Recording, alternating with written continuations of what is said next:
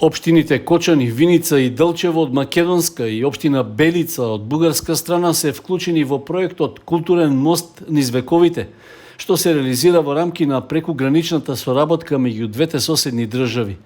Носител на активностите е Центарот за развој на Источниот плански регион, кој за жителите од трите наши општини организира патувачка презентација на културното наследство и на туристичките потенцијали на партнерската општина од Бугарија. Представници на културните и другите институции од Белица ги презентираат досегашните достигања на својата локална заедница пред граѓаните на Кочани и Виница. Идејата ни беше да го презентираме културното наследство и туристичките потенцијали на општина Белица во рамки на проектот. Меѓутоа, тоа на што сакам посебно да се даде акцент и да се види примерот на општина Белица, која што е општина со многу малку жители, 5000 жители, меѓутоа има многу голем развој.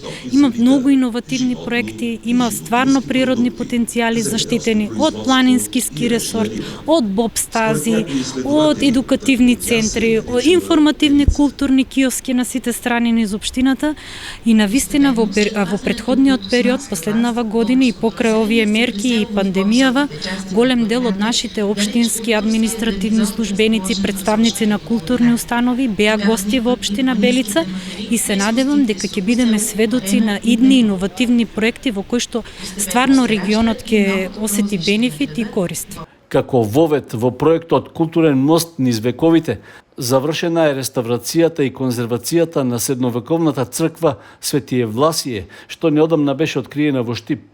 Истовремено, Центарот за развој на Источниот плански регион упатија апел до нашите музеи и другите национални установи кои сакаат да придонесат во заштитата на археолошкото наследство да подготват собствени проекти. При тоа треба да посвета внимание на делот на дигитализација на собственото културно богатство, за да може што полесно и подостапно тоа да се представи пошироко во светски рамки.